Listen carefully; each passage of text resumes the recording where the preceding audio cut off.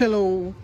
Gumagamit ka ba ng text message na 2600 kapag ikaw ay bibili ng second hand na motor para ma-check mo kung may problema or may hit yung plaka o yung plate number ng bibilin mo.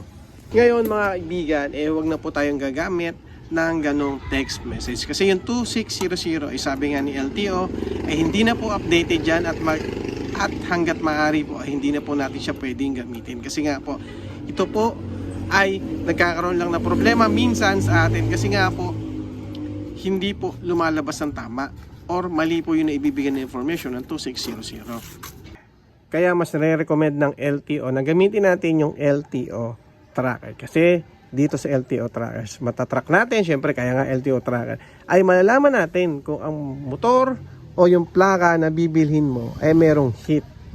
Okay, mas updated po kasi si LTO tracker.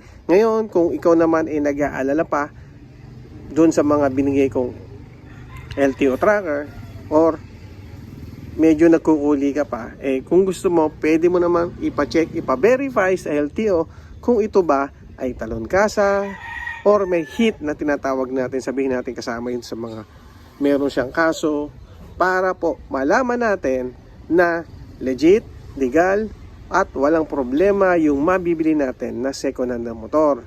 Mas malinaw po, mas maganda po yan. At syempre mga kaibigan, linawin din natin na just in case po, ganito ang mangyayari dyan. Kung sakasakali na bumili ka ng isang motor na may violation, okay, lalabas po yan kapag po kayo ay nagparehistro nito.